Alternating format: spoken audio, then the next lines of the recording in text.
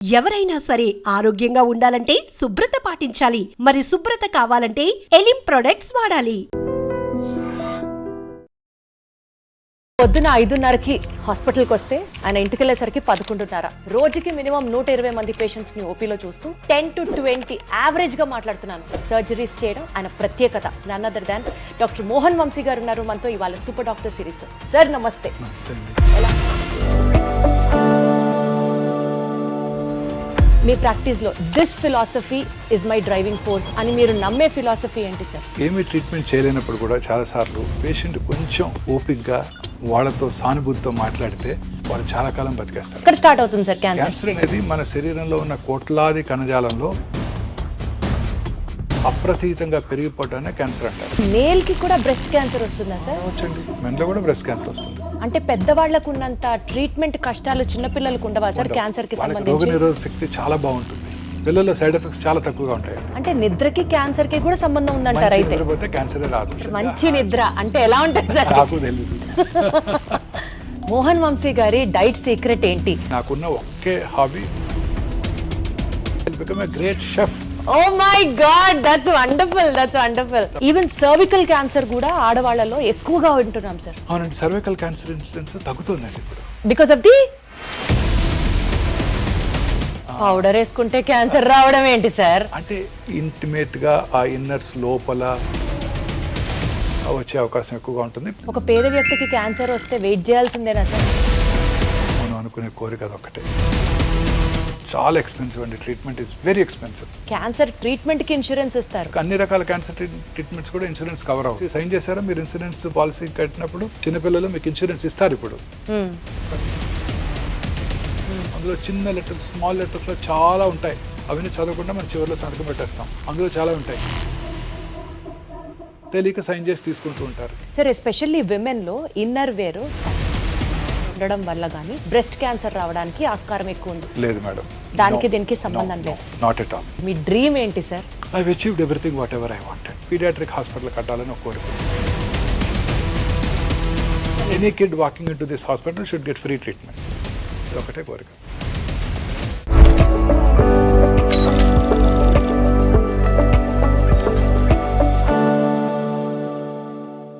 పొద్దున 5:30కి హాస్పిటల్కి వస్తే ఆయన ఇంటికి వెళ్ళేసరికి 11:30. సుమారు ఒక 4-5 గంటలు పడుకుంటే చాలా గొప్ప. రోజుకి మినిమం 120 మంది పేషెంట్స్ని ఓపీలో చూస్తూ 10 to 20 యావరేజ్గా మాట్లాడుతున్నాను. సర్జరీస్ చేయడం ఆయన ప్రత్యేకత. ఇంత ఇదిగా నేను చెప్తున్నానంటే మీకు అర్థమయ్యే ఉంటుంది ఈ పాటికే. One of the leading cancer specialist, cancer surgeons in Hyderabad and I have to tell it in the nation wide అని చెప్పొచ్చు. And he's none other than doctor Mohan Vamsi garu ఉన్నారు మనతో ఇవాళ సూపర్ డాక్టర్ సిరీస్తో. సార్ నమస్తే. నమస్తే అండి. ఎలా ఉన్నారు సార్? సార్ యాక్చువల్లీ క్యాన్సర్కి సంబంధించి పేషెంట్స్కి ట్రీట్మెంట్ అందించడంలో గత 30 సంవత్సరాలుగా మీరు పెట్టినటువంటి ఎఫర్ట్స్ ఒక్కసారి వెనక్కి తిరిగి చూసుకుంటే సార్, ఇదే నా లైఫ్ మిషన్ అని మీకు ఆ డిఫైనింగ్ మూమెంట్ ఎప్పుడు అనిపించింది సార్? సో క్యాన్సర్ అంటే ఆ రోజుల్లో way back in 1990s nobody was interested in taking up this subject. Cancer అనగానే చాలామంది క్యాన్సర్ పేషెంట్స్ని ఆపరేట్ చేస్తే my own boss in JIPMER Pondicherry said, అరే why do want to choose cancer surgery? You operate on cancer patients, they die of metastasis. You operate on cancer patients, they come back with disease recurrence అని నన్ను భయపెట్టారు. You will get frustrated in your life. ఆయన doctor Mehta అని used a professor of surgery in Pondicherry JIPMER where I studied.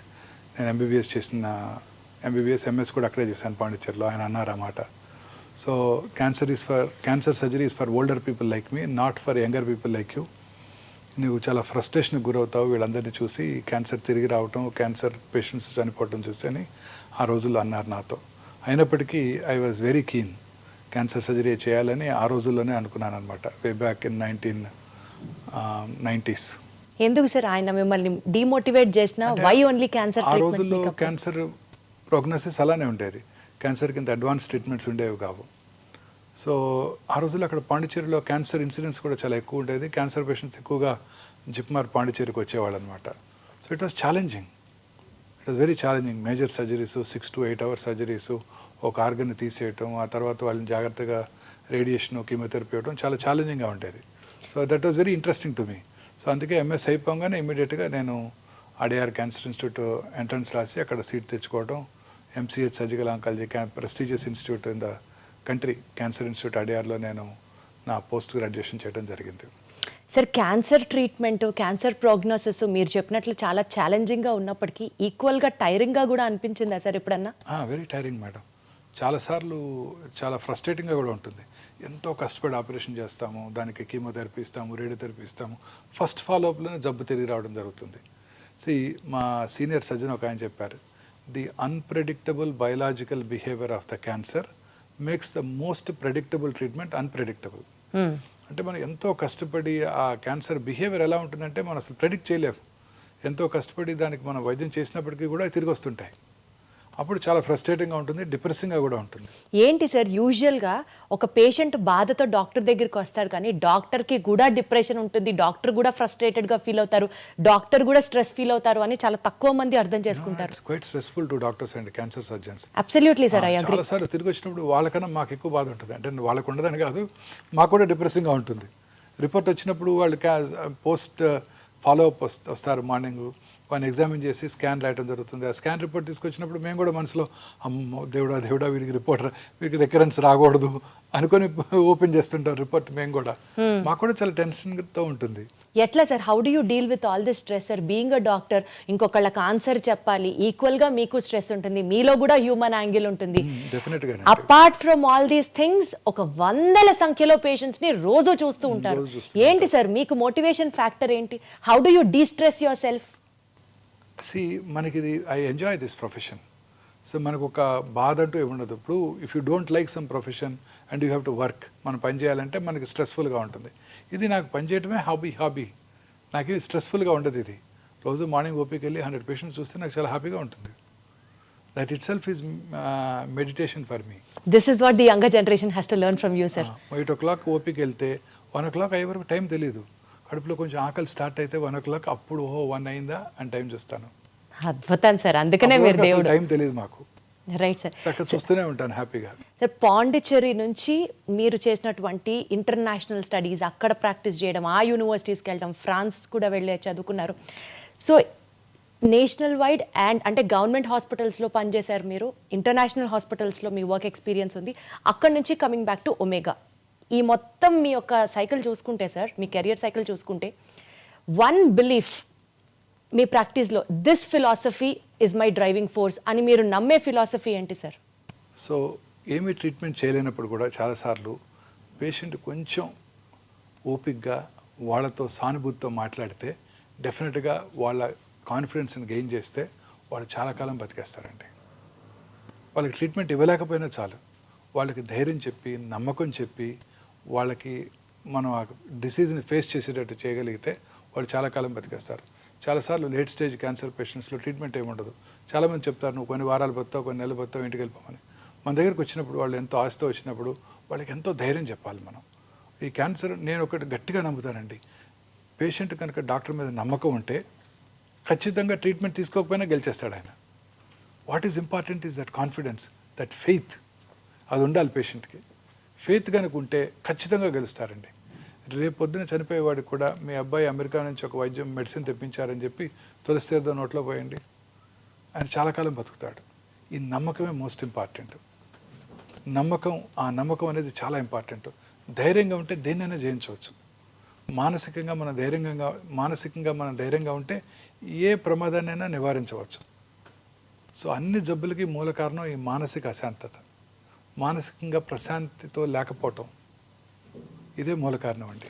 అందుకనే sir మీరు surgery చేసిన పేషెంట్స్ని మీ హాస్పిటల్స్లో పొద్దున వెళ్ళి విజిట్ చేస్తారు, సాయంత్రం వెళ్ళి పలకరిస్తారు, ఖచ్చితంగా డాక్టర్ గారు వచ్చి మాతో మాట్లాడతారు, అదే మాకు ధైర్యం అని చెప్తూ ఉంటారు అందరూ. చాలా మంది చెప్తారు ఈ మాట. ఖచ్చితంగా చూడాలి వాళ్ళని. పేషెంట్కి ప్రతి ఫాలోఅప్లో కూడా చూస్తాను. 20 ఏళ్ల తర్వాత వాళ్ళు వచ్చినా ఖచ్చితంగా నేనే చూస్తాను. అద్భుతం సార్, అందుకనే మీరు పేషెంట్స్ పాలిట దేవుడు. అంతే, వాళ్ళందరూ నాకు బాగా గుర్తుంటారు, వాళ్ళ పేర్లు కూడా గుర్తుంటాయి, వాళ్ళు ఎవరి నుంచి వచ్చారో గుర్తుంటారు, వాళ్ళ ఫ్యామిలీ మెంబర్స్ కూడా గుర్తుంటారు. అడుగుతాను మీ హస్బెండ్ రాలేదేంటి, వాళ్ళు మీ సన్ రాలేదేంటి అని. మా బాబోయ్, అసలు hats off sir, hats off మీకు. సార్ ఇన్ని లక్షల మంది పేషెంట్ స్టోరీస్లో one patient story which is still ringing in your mind, and అసలు ఆ పేషెంట్ కోసం మీరు చాలా కష్టపడ్డారు, ఎఫర్ట్స్ పెట్టారు, అండ్ యూ మేడ్ ఇట్ అని చెప్తే ఏ ఎక్స్పీరియన్స్ మీ కెరియర్లో షేర్ చాలా మంది చేసుకుంటారు? పేషెంట్స్ ఉంటారండి అలా. Every day is a challenge. చాలా మంది పేషెంట్స్ ఉంటారు. If you have to name one single which is close to your heart ఇవాల్టికి కూడా పేషెంట్కి మనసు పెట్టి చేస్తాం. అలా ఉంటే అదర్వైజ్ చాలా మనసు పెట్టి ఆ పేషెంట్కి ట్రీట్మెంట్ చేయాలి, ఆ పేషెంట్కి ఎంతో డెఫినెట్గా ఈ patient has to win over the cancer అని మనం ఎంతో కష్టపడినా కూడా ఆ పేషెంట్ తనకున్న మానసిక అశాంతి వలన వీ లాస్ట్ హిమ్. అలాంటి గుర్తుంటే ఫీల్ అయ్యారా సార్ అలాంటివి? చాలాసార్లు ఫీల్ ఒక ఇన్స్టెన్స్ చెప్పండి సార్. అంటే we can't name him, but ఒక యంగ్ మ్యాన్ కండి, ఈ had a man is a male breast cancer patient. ఎంతో ప్రేమతో ఎంతో ఓపిక్గా అతనితో కూర్చొని అతనికి మనం ఎంతో కష్టపడి నేను మా టీం అంతా కలిసి ట్రీట్మెంట్ ఇచ్చాం.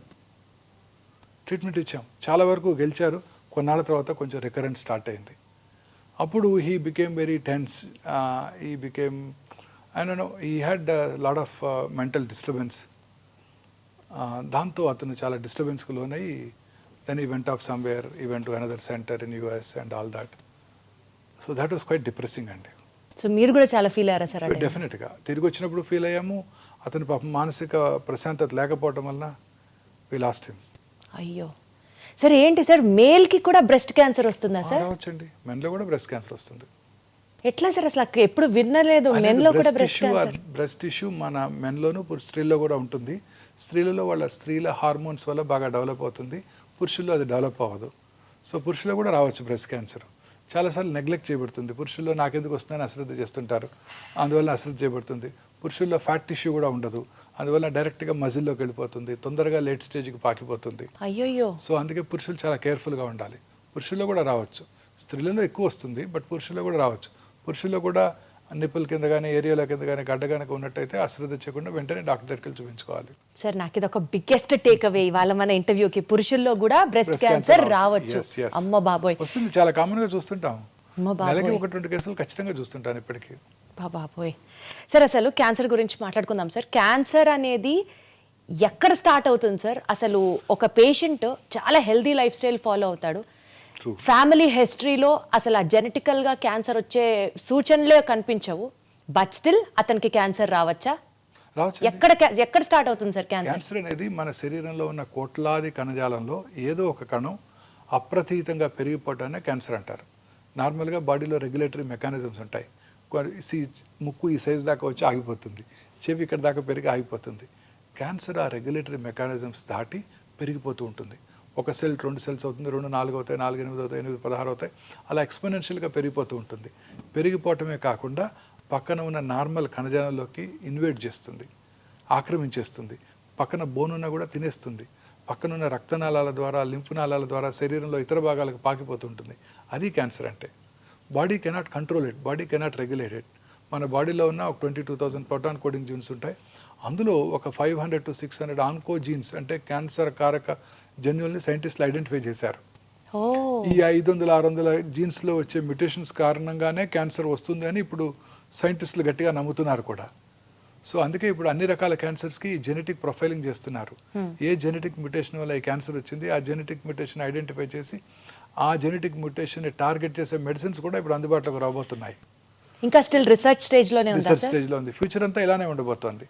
ప్రతి క్యాన్సర్ పేషెంట్కి ఏ మ్యూటేషన్ వల్ల ట్రీట్మెంట్ ఈ జబ్బు వచ్చింది ఐడెంటిఫై చేసి ఆ మ్యూటేషన్ని టార్గెట్ చేసే డ్రగ్స్ని కనుక మనం ఇవ్వగలిగినట్టయితే ఆ క్యాన్సర్ని కంట్రోల్ చేయడానికి అవకాశం ఉంటుంది. అచ్చా, ఓకే. సో ఇలా ఏదో ఒక మ్యూటేషన్ వల్ల మన బాడీలో మ్యూటేషన్స్ వస్తూనే ఉంటాయి. ప్రతి నార్మల్ ఇండివిజువల్ కూడా మ్యూటేషన్స్ జరుగుతూనే ఉంటాయి. కానీ ఆ మ్యూటేషన్స్ నలిఫై చేసే కెపాసిటీ మన బాడీ ఇమ్యూన్ మెకానిజమ్స్కి ఉంటుంది. మన ఇమ్యూన్ మెకానిజమ్స్ ఎప్పుడైతే దెబ్బతిన్నప్పుడో, మన ఇమ్యూనిటీ తక్కువగా ఉన్నప్పుడో ఆ మ్యూటేషన్స్ టేక్స్ అప్పర్ హ్యాండ్, పై చేయి తీసుకుని అవి క్యాన్సర్గా మారతాయి. అసలు మ్యూటేషన్ ఎందుకు జరుగుతుంది సార్ బాడీలో? తెలియదు, బాడీలో జరుగుతూ ఉంటుంది మ్యూటేషన్స్. దానికి మనకేం సంబంధం లేదు, that we can't control it. But ఆ మ్యూటేషన్ కంట్రోల్ చేసే కెపాసిటీ మనలో ఉంది. వండర్ఫుల్ సార్, అసలు హ్యూమన్ ఫిజియాలజీ ఆ కెపాసిటీ మనలో ఉంది. ఆ కెపాసిటీ దెబ్బతిన్నప్పుడు ఈ cancer takes upper hand, cancer వచ్చేస్తుంది. సో ఆ మ్యూటేషన్ని నలిఫై చేసే, మ్యూటేషన్ని నిలుపుదల చేసే కెపాసిటీ మన బాడీ యొక్క రోగనిరోధక శక్తి. మన బాడీ రోగనిరోధక శక్తి ఎప్పుడు బాగుంటుంది? మనం హ్యాపీగా ఉన్నప్పుడు బాగుంటుంది. మనం ప్రశాంతంగా నిద్రపోతూ సంతోషంగా గడిపినట్టయితే ఈ జబ్బులు రానే రావు. మరి ఎట్లా సార్? ఒక మనిషి హెల్దీగా ఉన్నాడు, అతనికి ఎలాంటి సైన్స్ సిమ్టమ్స్ లేవు, బట్ స్టిల్ క్యాన్సర్ ఎలా వస్తుంది? రావచ్చు. కొన్నిసార్లు ఆ మ్యూటేషన్స్ ప్రిడామినెంట్గా ఉన్నప్పుడు రావచ్చు. చిన్నపిల్లలు ప్రశాంతంగానే ఉంటారు పాపం, వాళ్ళకి ఎటువంటి చీకు చింత లేవు, బాధలు లేవు, ఇన్కమ్ దాని గురించి ఆలోచించాల్సిన అవసరం లేదు, వాళ్ళలో కూడా క్యాన్సర్ వస్తుంది. సార్ పెద్దవాళ్ళలో వచ్చే క్యాన్సర్కి చిన్నపిల్లల్లో వచ్చే క్యాన్సర్కి వ్యత్యాసం ఏంటి సార్? చిన్నపిల్లల్లో ఎన్ని రకాల క్యాన్సర్లు ఉన్నాయి? చిన్నపిల్లల్లో జనరల్గా హిమటలాజికల్ అంటే బ్లడ్ సంబంధ క్యాన్సర్సు, నర్వస్ సిస్టమ్కు సంబంధించిన క్యాన్సర్సు, అలాగే సాఫ్ట్ టిష్యూస్ మజిల్స్లోను, అలాగే రెట్రోపెరిటోనియం, కిడ్నీ ట్యూమర్సు, న్యూరోబ్లాస్టమర్స్ వస్తుంటాయి. పిల్లల్లో వచ్చే ట్యూమర్స్ జనరల్గా 100కు 80-90 మంది క్యూర్ అవుతాయి. క్యూర్ అయిపోతాయా సార్? పిల్లల్లో వచ్చే ట్యూమర్స్ క్యూర్ అయిపోతాయి. అండ్ పిల్లలు ట్రీట్మెంట్ కూడా బాగా విత్స్టాండ్ చేయగలరు. చాలాసార్లు అనుకుంటాం పెద్దవాళ్ళే కీమోథెరపీ తట్టుకోలేరు, పిల్లలు ఏం తట్టుకుంటారని. పిల్లలు చక్కగా తట్టుకుంటారు. వాళ్ళు ఆడుతూ పాడుతూ కీమోథెరపీ తీసుకుని వెళ్ళిపోతుంటారు, చక్కగా చదువుకుంటూ ఉంటారు కూడా హాస్పిటల్లోనే. అంటే పెద్దవాళ్ళకు ఉన్నంత ట్రీట్మెంట్ కష్టాలు చిన్నపిల్లలకు ఉండవా సార్ క్యాన్సర్కి వాళ్ళకి సంబంధించి? రోగనిరోధక శక్తి చాలా బాగుంటుంది. వాళ్ళు చక్కగా రికవర్ అవుతారు. వాళ్ళు ట్రీట్మెంట్ యొక్క సైడ్ ఎఫెక్ట్స్ బాగా తక్కువగా ఉంటాయి వాళ్ళలో, వాటిని కూడా బాగా ఫేస్ చేయగలరు వాళ్ళు. పిల్లల్లో సైడ్ ఎఫెక్ట్స్ చాలా తక్కువగా ఉంటాయండి. Nice sir.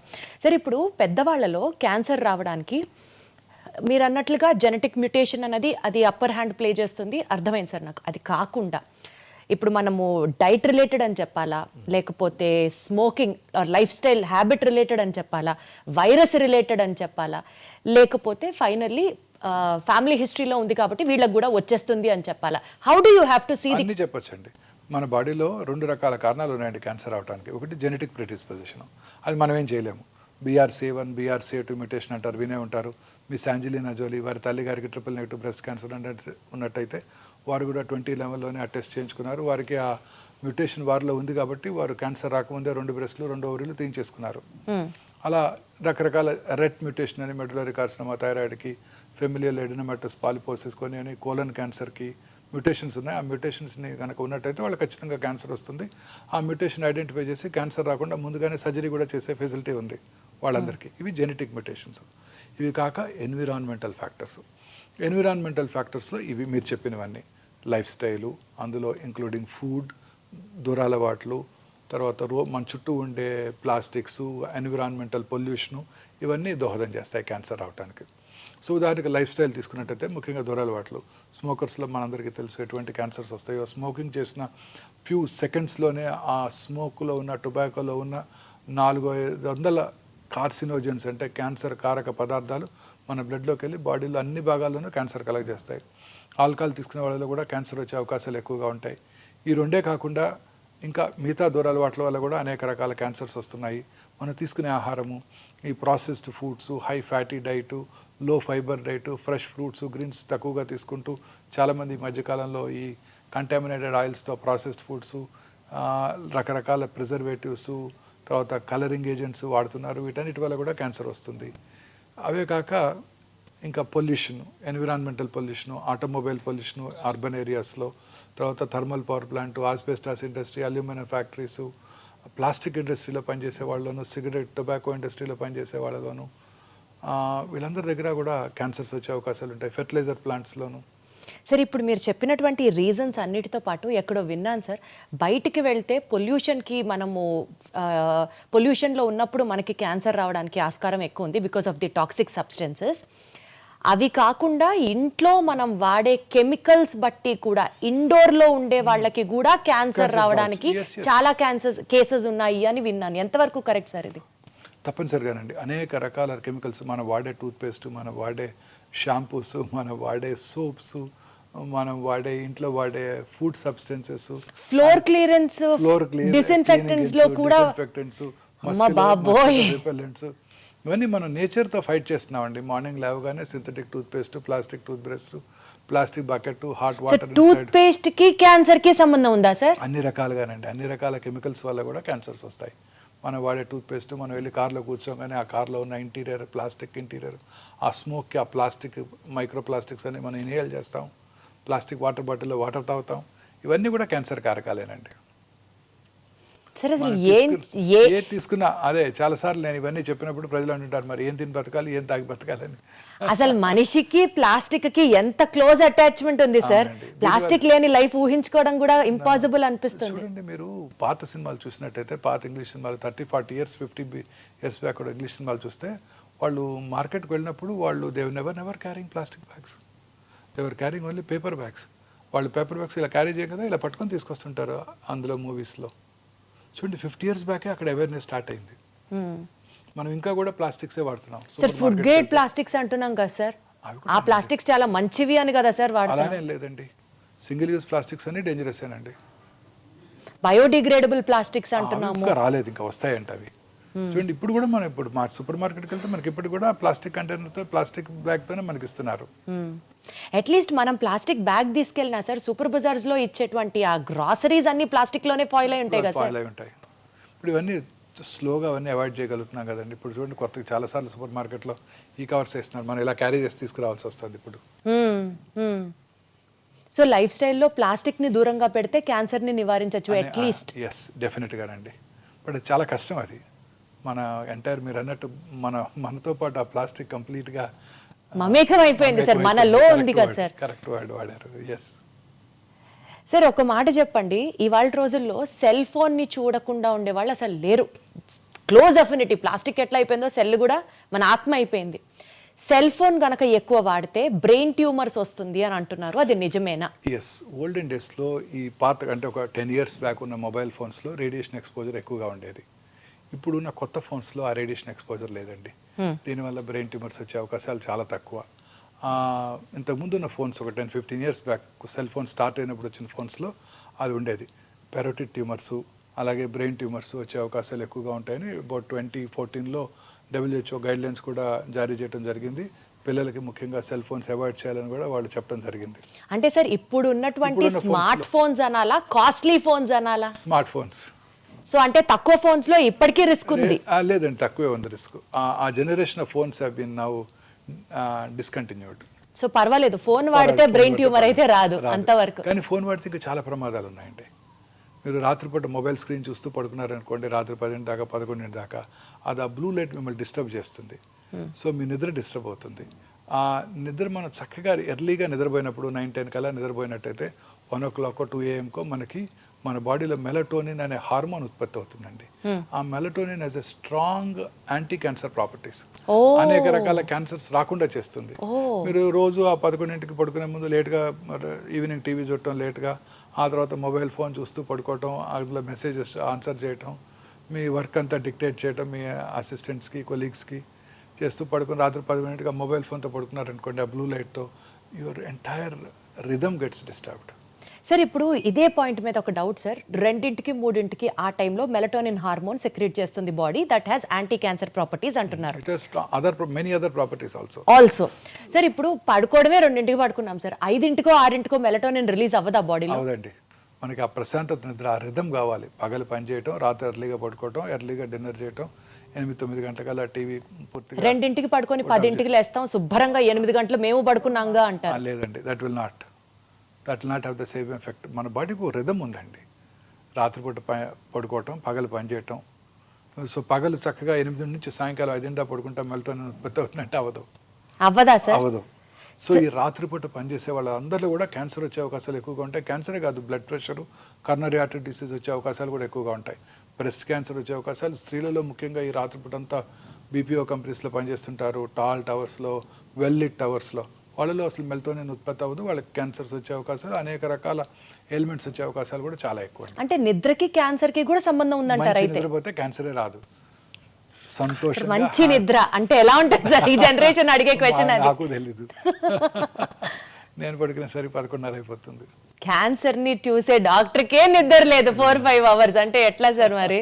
బట్ స్టిల్ ఆ 4-5 hours మీరు సాటిస్ఫాక్షన్ తో, కంటెంట్మెంట్ తో పడుకుంటారు. సో మీ నిద్రకు అసలు ప్రైస్లెస్. లేదండి, అందులో కూడా కాల్స్ వస్తాయి, పేషెంట్స్ ఫోన్ చేసేస్తుంటారు. మీరు ఆన్సర్ చేస్తారా సార్? అర్ధరాత్రి కూడా చేస్తాను. అర్ధరాత్రి కూడా చేస్తారా సార్? ఆ ఫోన్ స్పెషల్గా హాస్పిటల్ ఫోన్ ఉంటుంది, రాత్రిపూట కాల్ వచ్చిందంటే ఖచ్చితంగా కాల్ చేస్తాను. మరి ఎట్లా సార్ మీకు నిద్ర ఎట్లా? మాకు అలవాటు అయిపోయిందండి. సర్జన్స్ అంతా అంతే, ఫోన్ తీసుకోవడం వెంటనే పడుకుంటాం మేము, మాకు ఆ ప్రాబ్లం లేదు.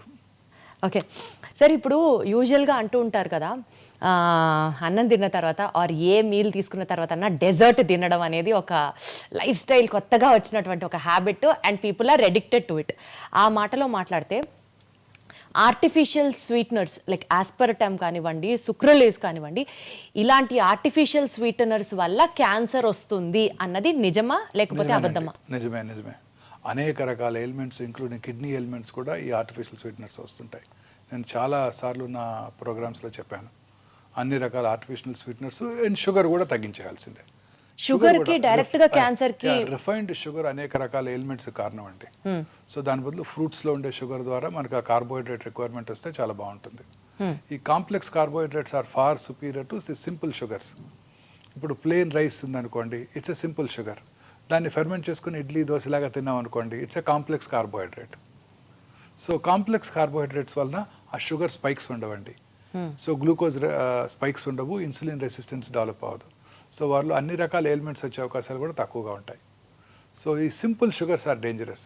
Just plain white refined sugar with మైదాతో చేసే స్వీట్స్ ఉంటాయి చూడండి, అవి చాలా డేంజరస్. అన్ని రకాల ఎలిమెంట్స్కి అవి కారణం అండి. సౌత్ ఇండియన్ ఫుడ్లోను, నార్త్ ఇండియన్ ఫుడ్లో కూడా, ముఖ్యంగా ఇండియన్ ఫుడ్లోనే ఎక్కువ చూస్తుంటాం. అందుకే ఇండియాలో ఉన్నంతమంది డయాబెటిక్స్ ప్రపంచంలో ఎక్కడా లేరు. సో ఈ simple sugars are dangerous. See fruit sugars, complex sugars are safe. So fermented idli తిన్నాం అనుకోండి, అదే రైస్తో మనం ఇడ్లీ తయారు చేసుకున్నాం అనుకోండి, దట్ ఈస్ సేఫ్. అదే రైస్తో దోశ చేసుకున్నాం, fermented food, they are safe. కానీ సార్ మనం అవాయిడ్ చేయండి అని చెప్పడం యాజ్ ఎ డాక్టర్ మీరు చెప్తారు, బట్ ఆన్ ప్రాక్టికల్ నోటు ఏదో ఒక రోజు, ఈ రోజు ఫ్రెండ్ పిలిచాడనో, మరుసటి రోజు ఆఫీస్లో పార్టీ అనో, ఫ్యామిలీ ఫంక్షన్ అనో ఏదన్నా కావచ్చు కదా, తినాల్సి వచ్చింది sir. Then how do we plan our life style sir? అసలు తిననే కూడదంటారా? అలా ఒకటిసారి 2 సార్లు తింటే ఏం ప్రాబ్లం లేదండి. మితంగా తీసుకుంటే ఏదైనా మంచిదే, ఎక్కువగా తీసుకోకూడదు. మన లైఫ్ స్టైల్ మనం పూర్తిగా ఒక మంచి లైఫ్ స్టైల్లో ఉండాలంటే equally good amount of protein, good amount of carbohydrate, preferably unprocessed foods, natural sugars, natural ఫుడ్స్తో మనం అది చూసుకోవాల్సి ఉంటుంది. ఒక డైటరీ దీనికి అలవాటు పడిపోవాలి మనం. Morning good amount of fruits, తర్వాత some amount of nuts. Fruits కూడా ఒకేసారి ఫ్రూట్సే తినకూడదు, వాటితో పాటు కొంచెం నట్స్, కార్బోహైడ్రేట్ తీసుకుంటే షుగర్ స్పైక్స్ తగ్గిపోతాయి అన్నమాట. తర్వాత మనం తీసుకునే మధ్యాహ్నం మీల్లో కూడా ఐసీఎంఆర్ గైడ్లైన్స్ వచ్చేసాయి. 56% of our ailments are due to food consumption. Ailments itself are due to food consumption sir. Like for example if you have to explain. అన్ని రకాల ఎయిల్మెంట్స్కి ఫుడే కారణం అండి. సో మన ఫుడ్ అంటే ఎట్లా సార్, ఎట్లా ఫుడ్ ఇంటేక్ ఎయిల్మెంట్స్ కి ఎట్లా? అన్ని రకాల అంటే ఏ ఎయిల్మెంట్ అయినా కూడా అండి, మనకు ఉదాహరణ కర్నరీ ఆర్టరీ డిసీజ్ కానివ్వండి, మన ఇంప్రూవ్డ్ సెర్బ్రోవాస్కులర్ యాక్సిడెంట్స్ కానివ్వండి, అల్జీమర్స్ డిసీజ్ కానివ్వండి, అన్నిటికీ కూడాను మనం తీసుకునే ఆహారమే ముఖ్యమండి. మనం చక్కగా ఫ్రెష్ ఫ్రూట్స్, వెజిటబుల్స్ ఎక్కువగా తీసుకుంటూ, ప్రాసెస్ ఫుడ్స్, రెడ్ మీట్ అవి తక్కువగా తీసుకుంటూ, హెల్దీ ఫుడ్ అంటే ఫుడ్స్ అవి రెగ్యులర్గా కన్జ్యూమ్ చేస్తూ, గ్రీన్స్ అవి ఎక్కువగా తీసుకుంటూ, రెగ్యులర్గా ఎక్సర్సైజ్ చేస్తూ, దురలవాట్లకు దూరంగా ఉంటూ, లీన్ బాడీ మాస్ మెయింటైన్ చేస్తే అన్ని రకాల ఎలిమెంట్స్కి దూరంగా ఉండొచ్చు. మోహన్ వంశీ గారి డైట్ సీక్రెట్ ఏంటి, ఫిట్నెస్ సీక్రెట్ ఏంటి అంటే ఏం చెప్తారు సార్? మీరు ఏం తింటారు సార్ చెప్పండి? నేను ఐఎమ్ నాట్ అంటే ఐఎమ్ ఏ ఫుడీ అండి. నాకున్న ఒకే హాబీ ఫుడ్ తింటమే. నాకున్న ఒకే హాబీ, నాకు ఇంకే హాబీ లేదు. సార్ ఏ యాంగిల్లో మీరు ఫుడ్ అని చెప్పాలి సార్, చెప్పండి. మీరు మూవీకి వెళ్ళాలని కోరుకుండదు, టూర్ చేయాలని కోరుకుండదు, యూరోప్ వెళ్ళాలని కోరుకుండదు, ఒక ఫుట్బాల్ మ్యాచ్ చూడాలనో, క్రికెట్ మ్యాచ్ చూడాలని కోరుకుంటుంది. My mind will be rotating around food if I'm not concentrating and seeing patients or reading or something like that. TV చూస్తే ఓన్లీ ఫుడ్ ప్రోగ్రామ్సే చూస్తాను, ఇంకేం చూడను. If at all I watch yes sir, TV, what does your healthy diet consist of? That's what we are more interested to know. If at all I watch TV, I watch only food programs. నేను retire అయినాక I will become a great chef. Oh my god, that's wonderful, that's wonderful. తప్పనిసరిగా నేను వండుతారా sir అయితే? చేస్తానండి. ఏం చేస్తారు sir బాగా? ఏమైనా చేస్తాను, అన్ని చేస్తాను. అమ్మో బాబోయ్. రిటైర్ అయినాక I will become a great chef అండి. Sir, you have to host a party and we would all come and taste your items, sir. Then definitely for sure. But otherwise, sir, taking on a serious note, what does your diet consist of? Morning fruits, nuts తీసుకుంటానండి, కొంత curd కూడా తీసుకుంటాను. Plain కర్డా sir? Plain curd. Lunch time జనరల్గా ఒక పుల్కా or కొంచెం rice with dal ఖచ్చితంగా ఉంటుంది. I'm vegetarian for past 32 years. So దాల్ ఖచ్చితంగా ఉంటుంది. వెజిటబుల్స్, అన్ని రకాల వెజిటబుల్స్ తీసుకుంటారండి. Evening some amount 1 or 2 helpings of fruits తీసుకుంటాను. నైట్ ఎర్లీగా డిన్నర్ చేసేస్తాను 7 కల్లా.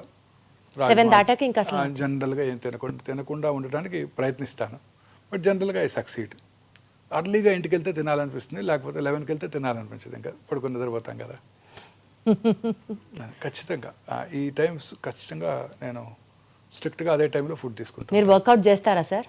అంటే జనరల్గా కొంచెం రోజుకు ఒక 10-15 minutes. నేను ఈ హాస్పిటల్లో రౌండ్స్ చేస్తానండి.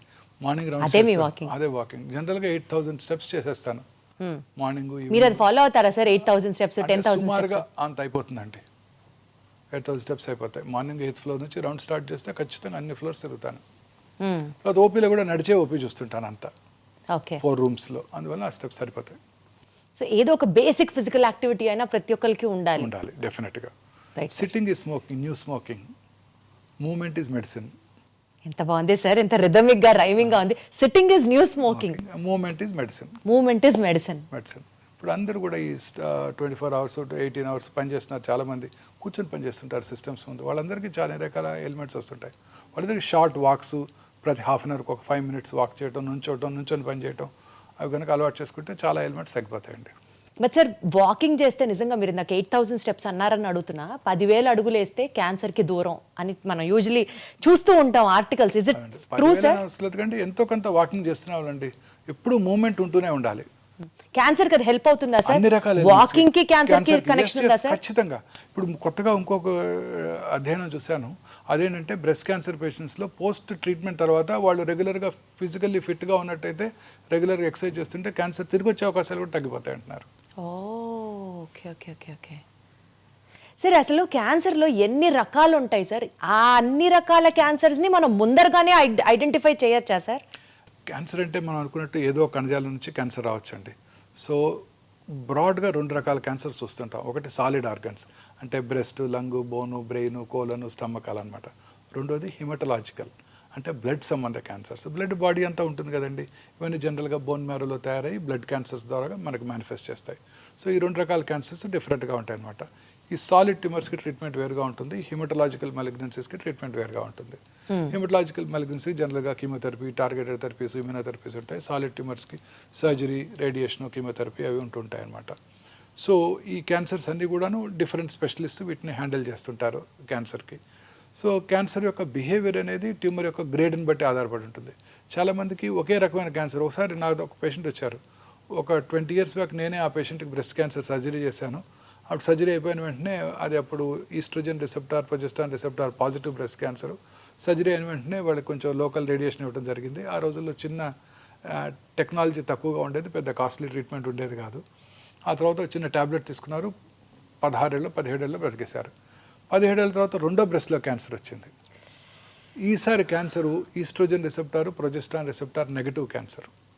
అంటే హార్మోన్ థెరపీకి లొంగదని అర్థం, అగ్రెసివ్ ట్యూమర్ అని అర్థం. తర్వాత HER2 రిసెప్టార్ అని ఇంకోటి ఉంటుంది, అది టార్గెటెడ్ థెరపీ, అది పాజిటివ్ వచ్చింది. సో ఈసారి సర్జరీ తర్వాత ఎక్స్పెన్సివ్ రేడియేషన్ ఇవ్వాల్సి వచ్చింది. లెఫ్ట్ సైడెడ్ క్యాన్సరు, కొంచెం స్పెషలైజ్డ్ రేడియేషన్, హార్ట్ను ప్రొటెక్ట్ చేయడానికి ఆ టార్గెటెడ్ థెరపీకి లక్షలు ఖర్చు అయింది. అయినా కానీ ఒక 2 yearsలో తిరిగి వచ్చేసింది. మళ్ళీ తిరిగి వచ్చింది అట్ సైడ్ కూడా. అర్రే. సో అప్పుడు పేషెంట్ నన్ను అడిగారు, అప్పుడేమో జస్ట్ ఒక 40,000-50,000 రూపీస్తో ట్రీట్మెంటే అయిపోయింది, 17 ఏళ్ళు హ్యాపీగా ఉన్నాను, ఇప్పుడు 40-50 lakhs ఖర్చు పెట్టాను, అయినా కానీ 2 yearsలో తిరిగి వచ్చింది డాక్టర్ గారు అని అడిగారు నన్ను. సో ప్రతి క్యాన్సర్ యొక్క బిహేవియర్ వేరుగా ఉంటుంది. So cancer behaviour is more important. Cancer grade అంటే tumour grade, tumour how aggressive the tumour is అనేది మనకి చాలా ఇంపార్టెంట్. ఎట్లా తెలుస్తుంది సార్? అది there are test for that. Every క్యాన్సర్కి ఏ రకమైన క్యాన్సర్స్ అగ్రెసివ్గా బిహేవ్ చేస్తే దానికి కావాల్సిన మార్కర్స్ ఉన్నాయి. ఉదాహరణకి breast cancer torrs, HER2 receptor, proliferative index, అలా అన్ని క్యాన్సర్స్కి మార్కర్స్ ఉంటాయి. అట్లా కొన్ని క్యాన్సర్స్ అగ్రెసివ్గా బిహేవ్ చేస్తాయి, కొన్ని స్లోగా పెరుగుతూ ఉంటాయి. స్లోగా పెరిగే క్యాన్సర్ లేట్ స్టేజ్లో ఉన్నా చాలా కాలం బ్రతికేస్తారు. అగ్రెసివ్గా ఉండే క్యాన్సర్స్ ఎర్లీ స్టేజ్లో వచ్చినా తిరిగి వచ్చే అవకాశాలు ఎక్కువగా ఉంటాయి. జనరల్గా అది అగ్రెసివా నాన్ అగ్రెసివా అని కూడా టెస్ట్లో మనకు తెలుస్తుందా sir? Yes, very correct, true, very true, తెలిసిపోతుంది. Oh wow. సో జనరల్గా చిన్న వయసులో వచ్చే క్యాన్సర్స్ అంటే 20 to 40 years మధ్యలో వచ్చే క్యాన్సర్స్ అగ్రెసివ్గా ఉంటాయి, ఎక్సెప్ట్ థైరాయిడ్. పెద్ద వయసులో వచ్చే క్యాన్సర్ స్లోగా పెరుగుతాయి. థైరాయిడ్ క్యాన్సర్ కాదు కదా సార్? Except thyroid. థైరాయిడ్లో కూడా క్యాన్సర్స్ వస్తాయండి, వెరీ కామన్. థైరాయిడ్ క్యాన్సర్స్ ఒక్కటే చిన్న వయసులో వస్తే స్లోగా పెరుగుతాయి, పెద్ద వయసులో వస్తే ఫాస్ట్గా పెరుగుతాయి. మిగతా అన్ని క్యాన్సర్స్ జనరల్గా ఎల్డర్లీ ఏజ్లో వచ్చినప్పుడు స్లోగా పెరుగుతాయి, చిన్న వయసులో 20 to 40 మధ్యలో వచ్చినప్పుడు ఫాస్ట్గా పెరుగుతాయి. అంటే యూజువల్గా ఇప్పుడు ఈ థైరాయిడ్ హార్మోన్ ఇంబ్యాలెన్స్ అనేది ఎక్కువ వింటూ ఉంటాం కదా సార్, థైరాయిడ్, PCOD, PCOS ఇట్లా చెప్తూ ఉంటారు కదా sir. So thyroid deficiency or hyperactiveness of thyroid gland might also lead to cancer. లేదండి, అది వేరు, టోటలీ వేరు. ఇది ఫిజియలాజికల్. థైరాయిడ్ చాలామంది నాకు చెప్తుంటారు నాకు థైరాయిడ్ ఉందని. థైరాయిడ్ అందరికీ ఉంటుంది, కొన్నిసార్లు ఎక్కువ పని చేస్తుంది, హైపర్ ఫంక్షనింగ్ వేరు అన్నట్టు, కొన్నిసార్లు అసలు పని చేయదు. నడి వయసులో చాలా మంది లేడీస్లో ఈ ప్రాబ్లం చూస్తుంటాం, హైపోథైరాయిడిజం అంటాం. సో అది వేరు, అది టోటలీ డిఫరెంట్. థైరాయిడ్ గ్లాండ్లో క్యాన్సర్ రావటం వేరు. థైరాయిడ్ గ్లాండ్ యొక్క ఫంక్షన్కి క్యాన్సర్కి సంబంధం లేదు మేడం. థైరాయిడ్ గ్లాండ్లో నార్మల్ ఫంక్షనింగ్ థైరాయిడ్లో కూడా చిన్న లంప రావటం, లోవర్ పార్ట్ ఆఫ్ ద నెక్లో ఎక్కడ లంప్ వచ్చినా ఇమీడియట్గా అశ్రద్ధ చేయకుండా మనం పరీక్ష చేయించుకోవాలి ఎవరైనా సరే.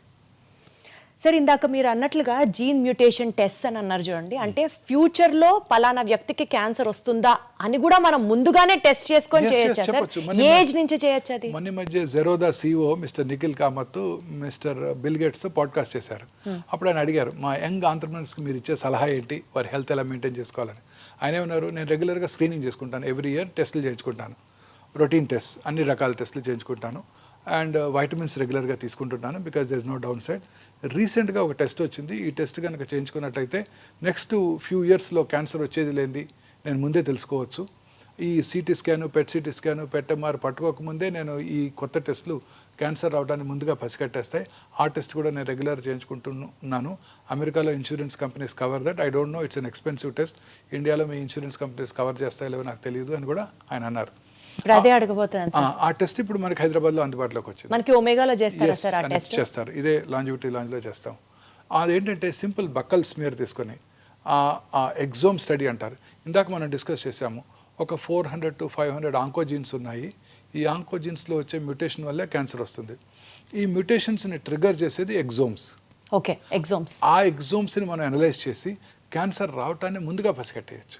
ఓకే. సో అంటే ఫర్ ఎగ్జాంపుల్ ఈ పర్టికులర్ ఇండివిజువల్కి కోలన్ క్యాన్సర్ వస్తుంది అని కనుక మనం ప్రెడిక్ట్ చేసినట్టయితే ఆ పర్టికులర్ ఇండివిజువల్కి డైటరీ హెల్ప్, అంటే బాగా గ్రీన్స్ వెజిటబుల్స్ ఎక్కువగా తీసుకుంటూ, ప్రాసెస్ మీట్ తక్కువగా తీసుకుంటూ, ఆల్కహాల్ తీసుకున్నట్టయితే అవి మానిపించేసి, ఎందుకంటే alcohol increases the risk of colon cancer.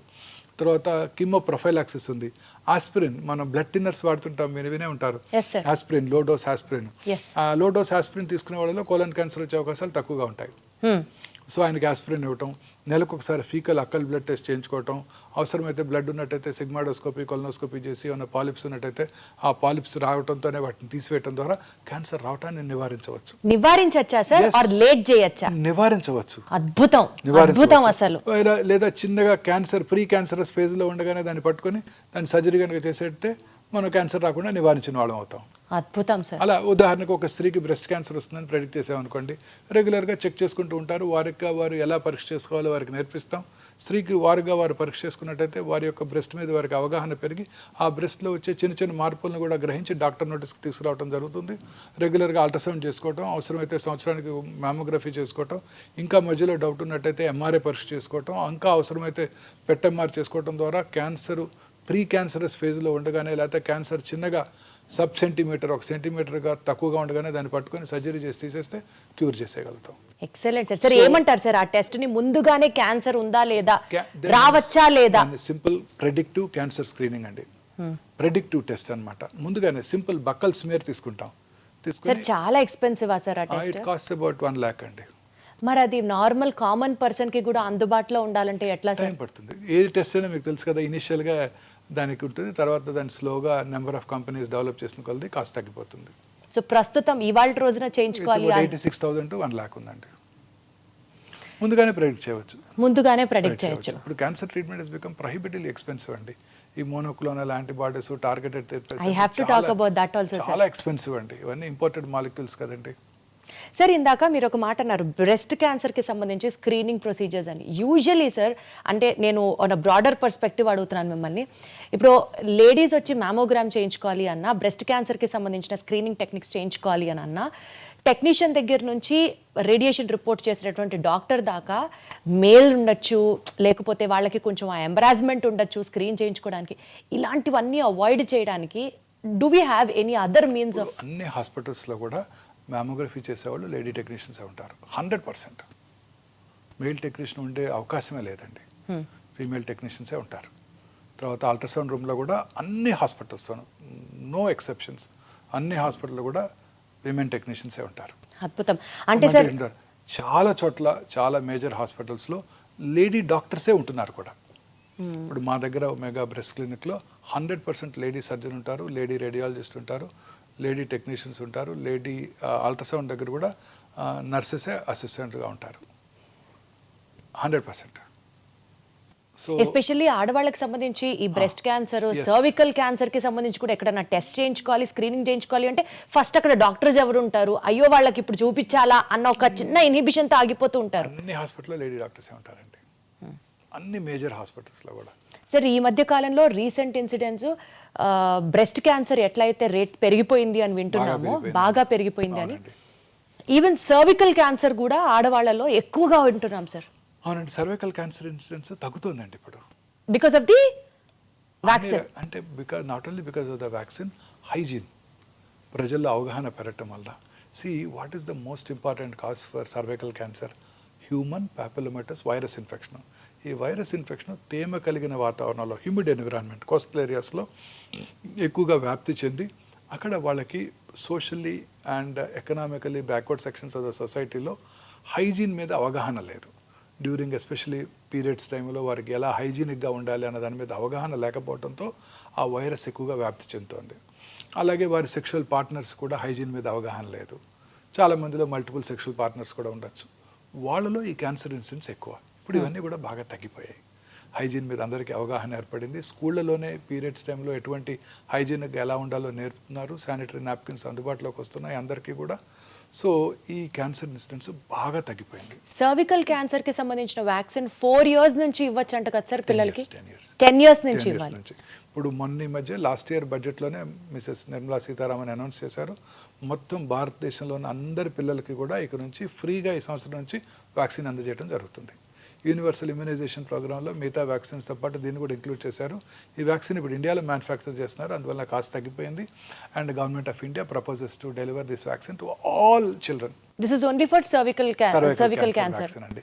ఈ వ్యాక్సిన్ కనుక తీసుకుంటే ప్రైమరీగా ఈ క్యాన్సర్ రాకుండా చేసుకోవచ్చు అండి. సార్ అసలు ఏదన్నా ఒక వ్యాక్సిన్ ఉండి అది ఏ క్యాన్సర్ రాకుండా ఉంటే బాగుండు. అలాంటి ఏదన్నా ఇన్వెన్షన్ దొరికితే బాగుండు sir. I know, but we don't know the cause for cancer yet. ప్రపంచంలో అన్నిటికన్నా ఈ ఒక్క డిసీజ్ మీద ఎక్కువ రీసెర్చ్ జరుగుతుంది. ఈవెన్ కరోనా ఉన్నప్పుడు కూడా కరోనా మీద కూడా అంత రీసెర్చ్ జరగలేదు, ఓన్లీ క్యాన్సర్ మీదే రీసెర్చ్ జరుగుతూ ఉండేది. ఇప్పటికీ కూడా we couldn't achieve breakthrough, but breakthrough వచ్చేస్తుందండి. క్యాన్సర్ ఖచ్చితంగా మనం క్యూర్ కనుక్కుంటాం.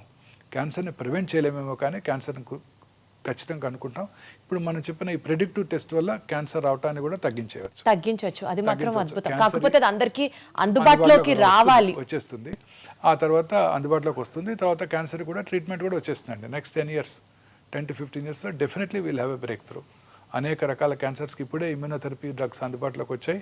లేట్ స్టేజ్ క్యాన్సర్స్లో కూడా చాలామంది ఎక్కువ కాలం బ్రతికేస్తున్నారు. కాకపోతే మీరు అన్నట్టు ఆ మోనోక్లోనల్ యాంటీబాడీస్, ఆ ఇమ్యూనోథెరపీస్ అవన్నీ కూడా ప్రొహిబిటివ్లీ ఎక్స్పెన్సివ్. ఇండియాలో తయారవునప్పుడు అవి చాలా ఎక్స్పెన్సివ్గా ఉంటాయి. Once we have to import చేసినప్పుడు చాలా ఎక్స్పెన్సివ్గా ఉంటాయి.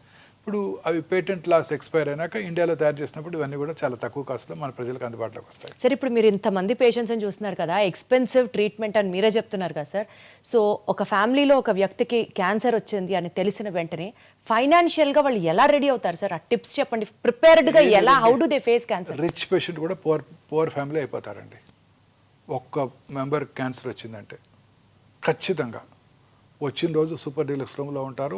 చివర్లో ట్రీట్మెంట్ తీసుకున్నప్పుడు జనరల్ వార్డులో అడ్మిట్ అవుతారు. So this is the heart fact of cancer treatment అండి. చాలా ఎక్స్పెన్సివ్ ట్రీట్మెంట్స్ అండి. Patients want best of the treatments. ఇప్పుడు మ్యామోగ్రఫీ మెషిన్ ఉంది. కన్వెన్షనల్ మ్యామోగ్రఫీ మెషిన్ కాస్ట్ 15 లక్షలు అయితే digital mammography 3D digital mammography machine cost 2 కోట్లు అండి. దాని యాన్యువల్ మెయింటెనెన్స్ కాంట్రాక్ట్ మళ్ళీ 40 లక్షలు ఉంటుందండి. రేడియోథెరపీ మెషిన్స్ ఉన్నాయనుకోండి, ఈ సైబర్ నైఫ్ మెషిన్ కానివ్వండి, ఏఐ పవర్డ్ రేడియోథెరపీ టెక్నాలజీ కానివ్వండి, $4 million, $5 million. వాటి యాన్యువల్ మెయింటెనెన్స్ కాంట్రాక్ట్ మళ్ళీ $700,000 ఉంటుందండి. ఒక పేద వ్యక్తికి క్యాన్సర్ వస్తే వెయిట్ చేయాల్సిందేనా సార్? ఇండియాలో మళ్ళీ డెవలప్ అయ్యి దాని గురించి ఎక్కువ మెడిసిన్స్ వచ్చే వాళ్ళంతా ఎక్స్పెన్సెస్ ఎలాగోలా తెచ్చి కష్టపడి ట్రీట్మెంట్ తీసుకుంటూ ఉంటారు. ప్రాణం మీద తీపితో అన్ని రకాల మెడిసిన్స్ కూడా ఎక్స్పెన్సివేనండి. ప్రతిదీ ఎక్స్పెన్సివే. రోబోటిక్ సర్జరీ చేయాలంటే డిస్పోజబుల్ ఇన్స్ట్రుమెంట్స్, డిస్పోజబుల్ ఎక్విప్మెంట్ అన్నీ కాస్ట్ పెరిగిపోతున్నాయండి. అన్ని రకాల మెడిసిన్స్ పేటెంట్ లాస్ వల్ల అన్ని చాలా ఎక్స్పెన్సివ్గా ఉంటున్నాయి. అన్ని రకాల ఇమ్యూనోథెరపీస్, టార్గెటెడ్ థెరపీస్ అన్నీ ఇంపోర్ట్ చేసుకునేవే.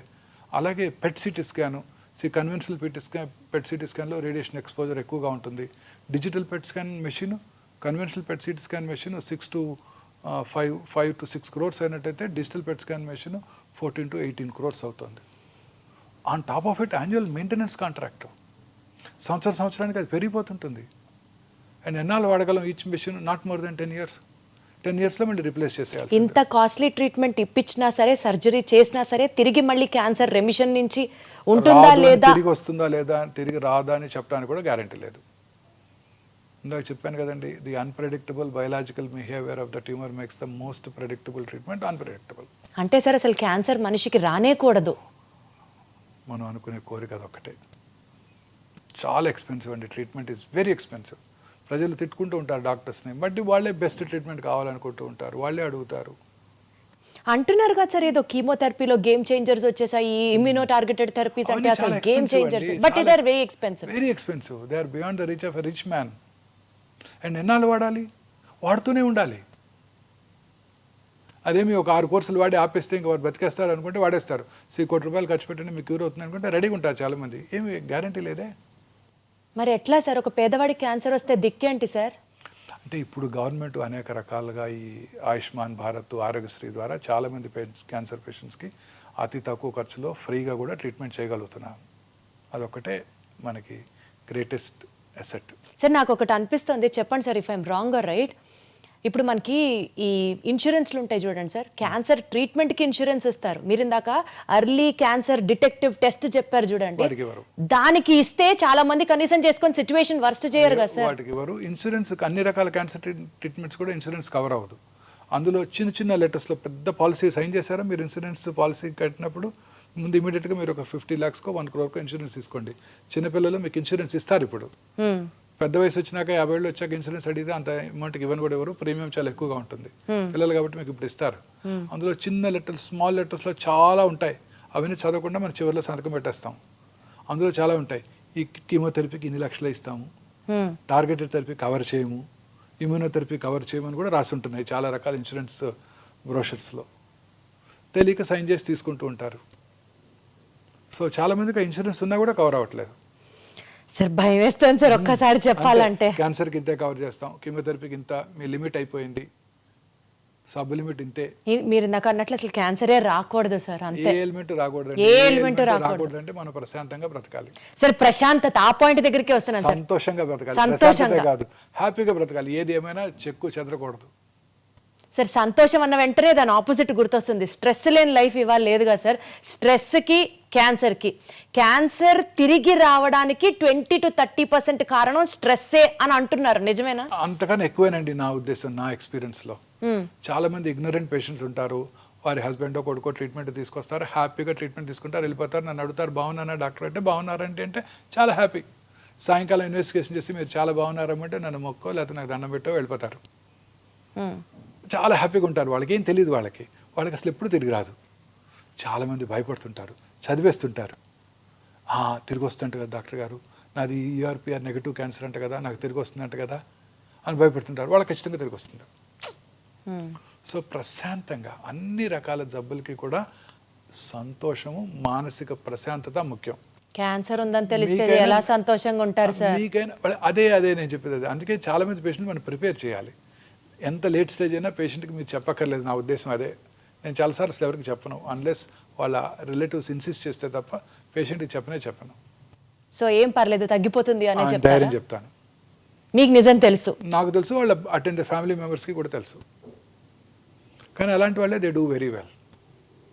సో మీరు నేను కూడా ప్రశాంతంగా ఉండాలి. మానసికంగా మనం ప్రశాంతంగా ఉంటే ఏ జబ్బులు రావు.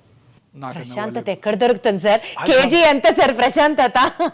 అది సంపాదించుకోగలటం మన గొప్పతనం మేడం. ఏది ఏమైనా మనం మాత్రం హ్యాపీగా ఉండాలి. ఎలాంటి ఆపద వచ్చినా మనం ప్రశాంతంగా ఉంటే దాన్ని గెలవచ్చు. సో ఉదాహరణకి చాలాసార్లు మీరు క్రికెట్ మ్యాచ్ చూస్తుంటారు, లాస్ట్ ఓవర్ ఎవరు ప్రశాంతంగా ఆడితే వాళ్ళే గెలుస్తారు కదా. 20-20. మీరు ఎట్లా ఉంటారు sir despite of all so many stresses daily? మీ ప్రశాంతంగా మీరు ఏం చేస్తారు every day to be so peaceful? See, you have to be at this age. I'm 60 now, I crossed 60. నాకు ఇంకేం ఆందోళన ఉందండి.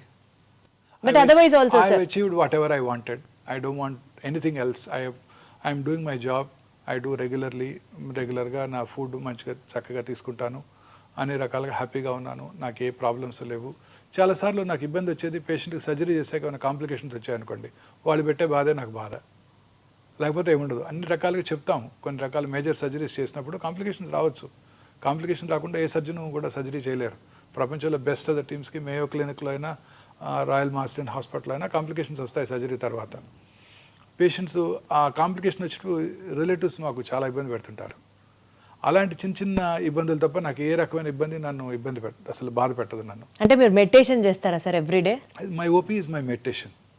చెప్పాను కదా 8 o'clock ఓపీలోకి వెళ్తే 1 వరకు టైమే తెలియదు నాకు, అసలు క్లాక్ ఉండదు. 1 o'clock రాగానే తెలుస్తుంది కొంచెం కడుపులో ఆకలేస్తుంటుంది. 1:15కి అట్లా 1:15 అయి ఉంటుంది టైం, చూస్తే time 1:15. But otherwise also sir stress వల్ల క్యాన్సర్ రికర్ అవుతుంది అంటారా? స్ట్రెస్ వల్ల క్యాన్సరే వస్తుంది కూడా స్ట్రెస్ అంటారా? వల్ల అన్ని రకాల ఎలిమెంట్స్ ఇంక్లూడింగ్ క్యాన్సర్ వస్తాయండి. Coronary artery disease, cerebrovascular accident, cancer కూడా అన్ని రకాల జబ్బులకి స్ట్రెస్సే కారణం. మన ఇమ్యూనిటీ తక్కువ అవుతుంది. మనం ఎప్పుడైతే హ్యాపీగా లేనప్పుడు మన ఇమ్యూనిటీ తగ్గుతుంది. ఇమ్యూనిటీ తగ్గినప్పుడు ఈ మ్యూటేషన్స్ పైచేయి సాధిస్తాయి, they take upper hand. Coronary artery disease కానివ్వండి,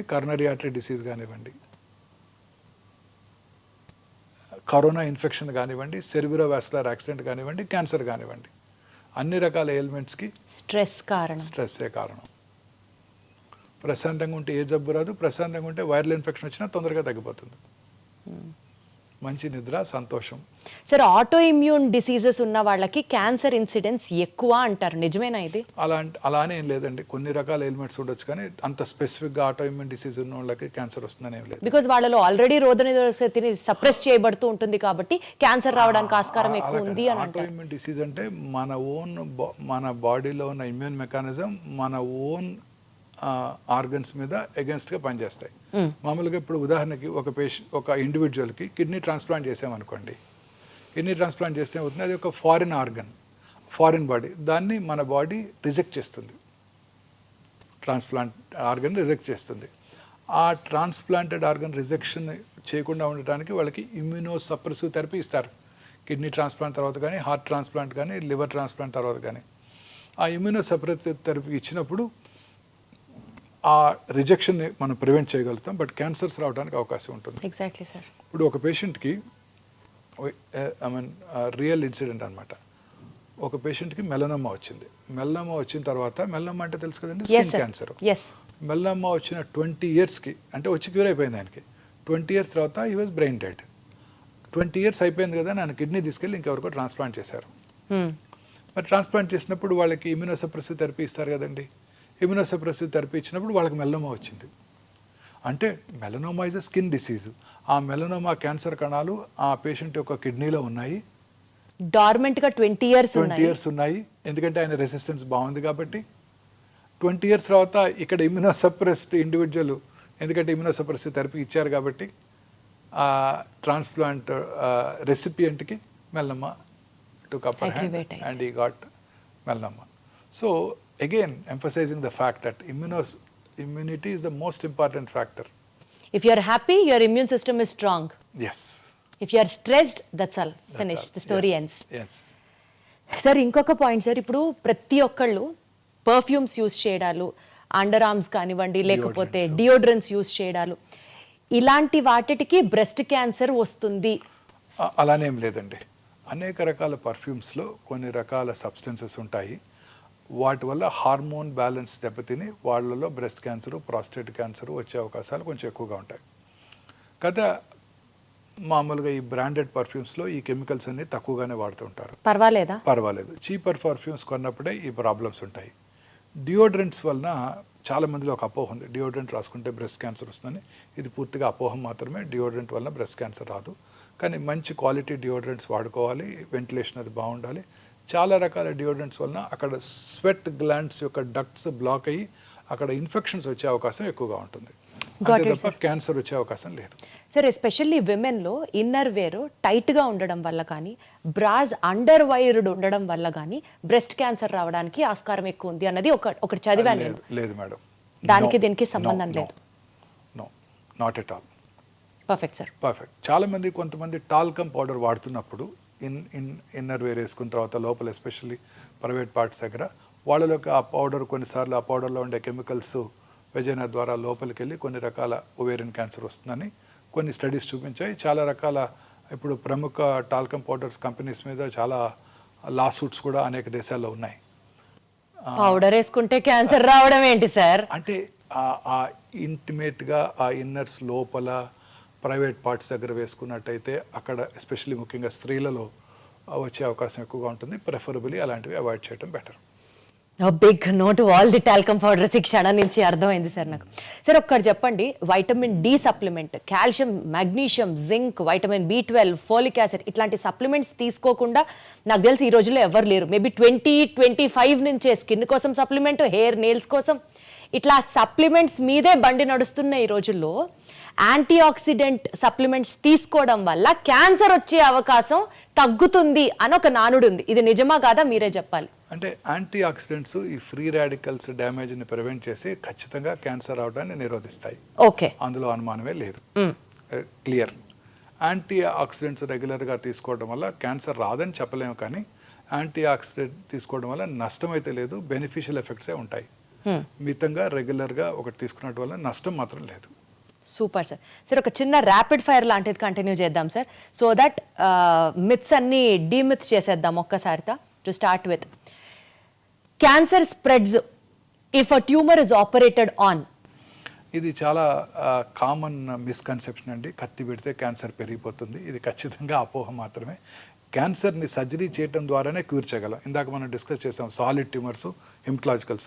బ్రెయిన్ ట్యూమర్ నుంచి కాల్లో చిటికెన్ వేలు వరకు వచ్చే మెలనోమా వరకు కూడా అర్లీ స్టేజ్లో క్యాన్సర్ డయాగ్నోస్ చేస్తే సర్జరీ అంటే శస్త్రచికిత్స చేయడం ద్వారానే క్యూర్ చేయగలం. ఇంకా ఏ ఇతర చికిత్స క్యూర్ చేయలేదు. సో ఇది పూర్తిగా అపోహ మాత్రమే. నిజం ఏంటంటే క్యాన్సర్ క్యూర్ చేయాలంటే సర్జరీ చేయాల్సిందే. సార్ అర్లీ స్టేజెస్ లో కనుక డిటెక్ట్ చేస్తే క్యాన్సర్ ని మనం వాళ్ళని కంప్లీట్ గా నివారించచ్చా? క్యాన్సర్ అంటే ఇంకా వాళ్ళ క్యాన్సర్ లేకుండా సర్జరీ చేసి క్యూర్ చేయగలం. సర్జరీ చేసి ఎర్లీ స్టేజ్ లో కూడా? ఎస్, ఎర్లీ స్టేజ్ లోనే సర్జరీ చేస్తాం. అచ్చా. కార్సినోమా టమ్ కానివ్వండి, బ్రెయిన్ క్యాన్సర్ కానివ్వండి, లంగ్ క్యాన్సర్ కానివ్వండి, ఎర్లీ స్టేజ్ లోనే సర్జరీ చేయడం జరుగుతుంది. Perfect sir. స్మోక్ చేసే వాళ్ళకే లంగ్ క్యాన్సర్ వస్తుంది? లేదు, స్మోక్ చేయని 12 ఏళ్ళ ఆడపిల్ల కూడా లంగ్ క్యాన్సర్ రావచ్చు. సరే, మగవాళ్ళకి బ్రెస్ట్ క్యాన్సర్ అన్నారు, 12 ఏళ్ళ ఆడవాళ్ళకి లంగ్ క్యాన్సర్ అంటున్నారు. స్మోక్ చేయని 12 ఏళ్ళ ఆడపిల్లకి వారి తండ్రి గారు కూడా స్మోక్ చేయలేదు, పాసివ్ స్మోకర్ కూడా కదా అమ్మాయి. చాలా మంది లేడీస్ రెగ్యులర్గా చూస్తుంటాను. కానీ లేడీస్లో వచ్చే లంగ్ క్యాన్సర్స్ జనరల్గా ఇందాక నేను చెప్పాను జెనెటిక్ మ్యుటేషన్ వల్ల వస్తుందని. ఆ జెనెటిక్ మ్యుటేషన్ వల్ల వచ్చే అవకాశాలు ఎక్కువగా ఉంటాయి. ముఖ్యంగా భారతీయ స్త్రీలు స్మోక్ చేయరు కాబట్టి వాళ్ళందరిలో కూడా సింపుల్ ఆ జెనెటిక్ మ్యుటేషన్ని టార్గెట్ చేసే టాబ్లెట్ తీసుకుని వాళ్ళు సంవత్సరాలు బతికేస్తుంటారు. ఓ, జెనెటిక్ మ్యుటేషన్ ని క్యాన్సర్ టాబ్లెట్ ద్వారా కూడా నివారించవచ్చు, ఐ మీన్ లైక్ లాంజిటివిటీ పెంచొచ్చు. లాంజిటివిటీ పెంచొచ్చు. ఇందాక చెప్పాము మనం కొన్ని జీన్స్ మ్యుటేషన్ వల్ల క్యాన్సర్ వస్తుంది. క్యాన్సర్ కి టాబ్లెట్స్ ఉన్నాయా సార్? ఈ జెనెటిక్ మ్యుటేషన్ కనుక ఉన్నట్టయితే స్త్రీలలో ఉంటాయి కూడా. వాళ్ళలో మన భారతీయ స్త్రీల్లో 100కి 70 నుంచి 80 మందికి లంగ్ క్యాన్సర్ పేషెంట్స్లో స్త్రీలలో వచ్చినప్పుడు ఈ జెనెటిక్ మ్యుటేషన్ ఉంటుంది. దాన్ని టార్గెట్ చేసే మందులు ఇప్పుడు మనకి కమర్షియల్గా అందుబాటులో ఉన్నాయి. అవి తీసుకున్నట్టయితే వాళ్ళు దాంతోనే బతికేస్తారు, ఇంటి దగ్గరే ఉంటూ హాస్పిటల్కి కూడా రాకుండా. సరే, ఇది అసలు ఒక క్యాన్సర్ గైడ్ సార్ ఇవాళ మన ఎపిసోడ్. ఎన్ని విషయాలు తెలుస్తున్నాయి అంటే, కొత్త విషయాలు. అట్లీస్ట్ నాకైతే మాత్రం చాలా కొత్తగా ఉంది సార్ ఇంటర్వ్యూ. షుగర్ తింటే క్యాన్సర్ పెరిగిపోతుంది. True. Sugar especially refined white sugar కనుక తీసుకోవటం పూర్తిగా అవాయిడ్ చేయడం బెటర్ అండి. కాంప్లెక్స్ షుగర్స్ తీసుకోవటం, ప్రాసెస్డ్ షుగర్స్ని అవాయిడ్ చేస్తూ కాంప్లెక్స్ కార్బోహైడ్రేట్స్ తీసుకోవటం మంచిది. ఒకసారి క్యాన్సర్ వస్తే తిరిగి మళ్ళీ వస్తూనే ఉంటుంది. క్యాన్సర్ కనుక వచ్చినట్టయితే తిరిగి వచ్చే అవకాశాలు ఎక్కువగా ఉంటాయి. అది ఆ క్యాన్సర్ యొక్క డిసీజ్ స్టేజ్ని బట్టి, క్యాన్సర్ యొక్క బిహేవియర్ని బట్టి ఆధారపడి ఉంటుంది. క్యాన్సర్కి సంబంధించి మనకి స్క్రీనింగ్ టెస్ట్లు ఏ ఏజ్ నుంచి చేయించుకోవడం మన లైఫ్ స్టైల్లో ఒక భాగం అయిపోవాలి సార్? అంటే డిఫరెంట్ క్యాన్సర్స్కి డిఫరెంట్గా ఉంటాయండి. ఉదాహరణకి బ్రెస్ట్ క్యాన్సర్ ఉందనుకోండి, ఫ్యామిలీ హిస్టరీ ఉన్నవాళ్ళు 40 years నుంచే రెగ్యులర్గా స్క్రీనింగ్ చేసుకుంటూ ఉండాలి. మ్యామోగ్రఫీ పరీక్ష సంవత్సరానికి ఒకసారి చేసుకుంటూ ఉండాలి. ఫ్యామిలీ హిస్టరీ లేని వాళ్ళు కూడా ఎస్పెషల్లీ మిడిల్ ఇన్కమ్ గ్రూప్స్లో ఉండే స్త్రీలు 50 years దాటిన తర్వాత రెగ్యులర్గా అప్ టు 65 రెగ్యులర్గా మ్యామోగ్రఫీ స్క్రీనింగ్ చేయించుకోవాలి. అలాగే ప్రతి స్త్రీకి కూడా 20 ఏళ్ళ నుంచే వారికిగా వారు పరీక్ష చేసుకుంటూ వారి యొక్క శరీరం మీద అవగాహన పెంచుకుంటూ వారి బ్రెస్ట్ని ఎగ్జామిన్ చేసుకుంటూ స్నానం చేసేటప్పుడు కూర్చొని, పడుకున్నప్పుడు రూమ్కి వచ్చాక పడుకొని రెగ్యులర్గా ఎగ్జామిన్ చేసుకోవడం ద్వారా వాళ్ళ శరీరం మీద అవగాహన పెరిగి ఆ బ్రెస్ట్లో వచ్చే చిన్న చిన్న మార్పులను వాళ్ళు గ్రహించి వారి డాక్టర్ దృష్టికి తీసుకెళ్ళగలుగుతారు. అలాగే గర్భసించి ముఖద్వార cancer, once they are sexually active, marriage అయిన తర్వాత వాళ్ళు ప్యాప్స్మియర్ టెస్టింగ్ ఫస్ట్ 3 years, ఆ 3 years కనుక నార్మల్గా ఉన్నట్టయితే ఆ తర్వాత కూడా రెగ్యులర్గా ఇంటర్వెల్స్లో ఇయర్లీ ఒకసారి డాక్టర్తో పరీక్ష చేయించుకోవటం, లేడీ డాక్టర్తో. అదే టైంలో బ్రెస్ట్ ఎగ్జామినేషన్ ఎలా చేసుకోవాలో నేర్చుకోవటం, ఆఫీస్ ఎగ్జామినేషన్ సంవత్సరానికి ఒకసారి అవసరమైతే ముఖ్యంగా కోస్టల్ ఏరియాస్లో ఉన్న స్త్రీలంతా కూడా ప్యాప్స్మియర్ చేయించుకోవటం very important. This is only for women sir? మగవాళ్ళకి ఎలాంటి ప్రీ క్యాన్సర్ టెస్ట్లు అక్కర్లేదా? మగవాళ్ళకి ప్రాస్టేట్ క్యాన్సర్కి ఒక టెస్ట్ ఉందండి. 50 years దాటిన తర్వాత ప్రతి పురుషుడు కూడా రెగ్యులర్గా simple blood test PSA prostate specific antigen test చేసుకోవడం ద్వారా క్యాన్సర్ అవడానికి ముందుగా పసిగట్టవచ్చు. ఇంత ముందు కాలంలో ప్రాస్టేట్ క్యాన్సర్ భారతదేశంలో ఎక్కువగా కనబడేది కాదు. ఇప్పుడు 2022 ICMR స్టడీలో ఇది second commonest cancer oh my God భారతదేశంలో కూడా. సో అందుకని ప్రతి పురుషుడు కూడా రెగ్యులర్గా ఈ PSA టెస్ట్ చేయించుకుంటూ ఉండాల్సి ఉంటుంది. అలాగే స్మోక్ చేసే పురుషులు ఎస్పెషలీ 10 years కనుక స్మోక్ చేస్తే, రోజుకు ఒక cigarette packet 10 cigarettes తాగినట్టయితే 10 smoke years అంటారు. వాళ్ళు రెగ్యులర్గా 6 నెలలకు ఒకసారి లో డోసేజ్ CT స్కాన్ మెషిన్స్తో CT స్కాన్ చేయించుకోవడం ద్వారా క్యాన్సర్ అవటాన్ని ముందుగా పసిగట్టవచ్చు. ఈ 2 క్యాన్సర్స్కే స్క్రీనింగ్ అందుబాటులో ఉంది పురుషుల్లో. స్త్రీలలో బ్రెస్ట్ క్యాన్సరు, గర్భసంచి ముఖద్వార క్యాన్సర్కి రెగ్యులర్గా స్క్రీన్ చేసుకుంటూ ఉండాలి. మిగతా క్యాన్సర్స్కి సిమ్టమ్స్ ఎప్పుడైనా ఉంటే వారు చెక్ చేసుకుంటూ ఉన్నట్టుగా సరిపోతుంది. సరే, ఎస్పెషల్లీ ఎక్కడా లేనటువంటి టెక్నాలజీ కానీ ఎక్విప్మెంట్ కానీ క్యాన్సర్ డయాగ్నోసిస్ దగ్గర నుంచి ట్రీట్మెంట్ దాకా వీ హ్యావ్ ఎట్ ఒమేగా అని విన్నాను. Something about that sir. ఇప్పుడు అనేక రకాలైన టెస్ట్లో ఇప్పుడు కామన్గా ఈ CT స్కాన్ చేసుకున్నప్పుడు, PET స్కాన్ చేసుకున్నప్పుడు, చాలామందిలో ఒక చిన్న మ్యామోగ్రఫీ చేసుకున్నప్పుడు చాలామందిలో ఒక అపోహ, ఈ స్క్రీనింగ్ టెస్ట్ ద్వారా రేడియేషన్ ఎక్స్పోజర్ ఉంటుంది, ఆ రేడియేషన్ ఎక్స్పోజర్ వల్ల క్యాన్సర్ వస్తుంది అని భయపడుతూ ఉంటారు. ఇప్పుడు ఈ కొత్తగా వచ్చిన డిజిటల్ మ్యామోగ్రఫీ మెషిన్లో రేడియేషన్ ఎక్స్పోజర్ చాలా తక్కువ. ప్రతి స్త్రీ కూడా ఖచ్చితంగా 40 years వచ్చిన దగ్గర నుంచి ఫ్యామిలీ హిస్టరీ కనుక ఉన్నట్టయితే స్క్రీనింగ్ చేసుకోవటం, అదర్వైజ్ 50 తర్వాత చేసుకోవడం వల్ల ఎటువంటి రిస్క్ ఉండదండి. ఇప్పుడు చాలామంది క్యాన్సర్ పేషెంట్ కూడా PET CT స్కాన్ చేసుకోమని, కానీ దానివల్ల రేడియేషన్ ఉంటుందట కదండి అని అడుగుతారు. నార్మల్ అనలాగ్ PET స్కాన్స్లో రేడియేషన్ ఎక్స్పోజర్ 24 millisieverts ఉన్నట్టయితే, ఈ కొత్త AI powered digital PET CT స్కాన్లో రేడియేషన్ ఎక్స్పోజర్ 8 millisieverts. అలాగే ఇప్పుడు PET MR కూడా అందుబాటులోకి వచ్చింది. ఆ PET MR అసలు రేడియేషన్ ఎక్స్పోజరే ఉండదు, చాలా మినిమం 95% డోస్ తగ్గిపోతుంది. సో వీటిలో రేడియేషన్ ఎక్స్పోజర్ ఉండదు, వీటి వల్ల క్యాన్సర్ వచ్చే అవకాశం లేదు. సో చక్కగా హ్యాపీగా మనం ఆ పరీక్ష చేయించుకోవడం ద్వారా క్యాన్సర్ రావటాన్ని, క్యాన్సర్ స్టేజ్ని, క్యాన్సర్ తిరిగి రావటాన్ని కూడా పసిగట్టవచ్చు. సార్, క్యాన్సర్ ఉంది అని తెలిసిన తర్వాత ఎమోషనల్గా ఫ్యామిలీస్ చేసే మిస్టేక్ ఏంటి సార్?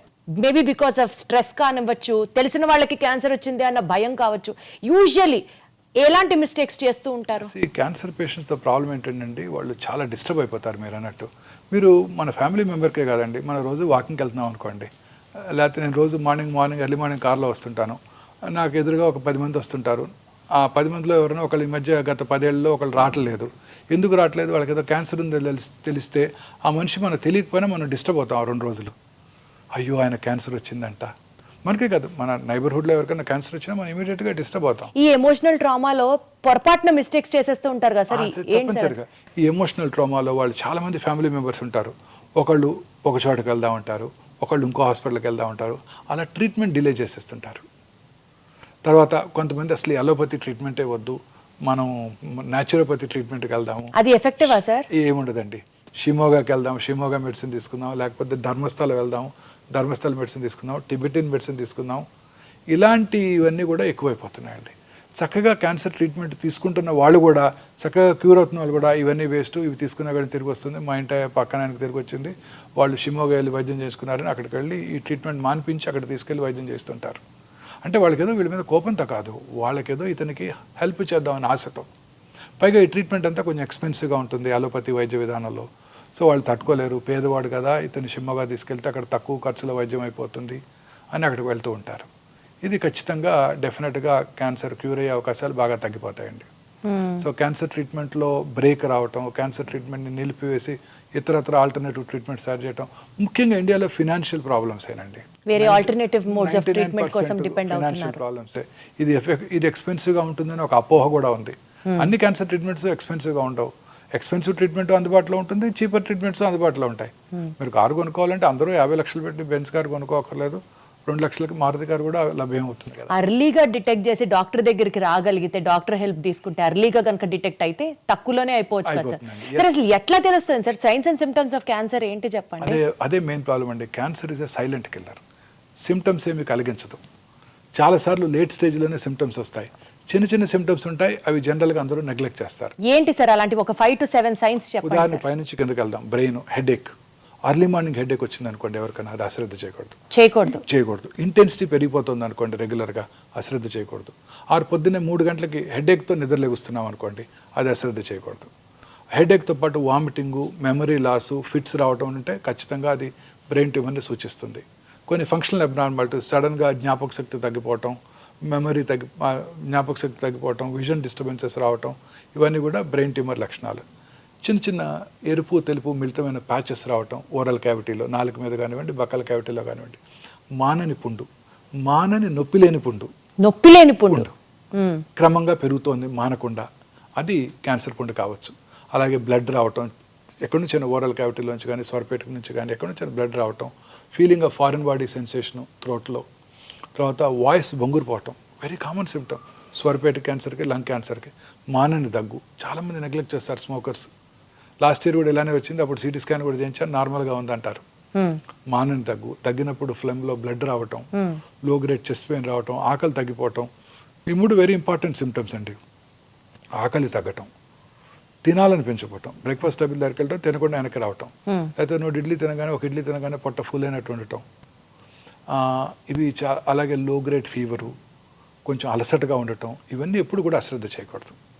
అలాగే మింగుతున్నప్పుడు ఫుడ్ అడ్డం పట్టడం, ముందు సాలిడ్స్ అడ్డం పట్టడం, తర్వాత లిక్విడ్స్ కూడా అడ్డం పట్టడం, తర్వాత స్టమక్ క్యాన్సరు, సౌత్ ఇండియన్ మెన్లో కామనెస్ట్ క్యాన్సరు, కొంచెం ఫుడ్ తినగానే పొట్ట ఫుల్ అయిపోయినట్టు ఉండటం, రోజు బ్రేక్ఫాస్ట్కి 4 ఇడ్లీలు తింటాం, ఇప్పుడు 1-2 తినగానే పొట్ట ఫుల్ అయిపోతుంది, నాకేదో గ్యాస్ ఉంది, గ్యాస్ పట్టేసింది అనుకుంటారు తప్ప క్యాన్సర్ ఉందని ఎవరు అనుకోరు.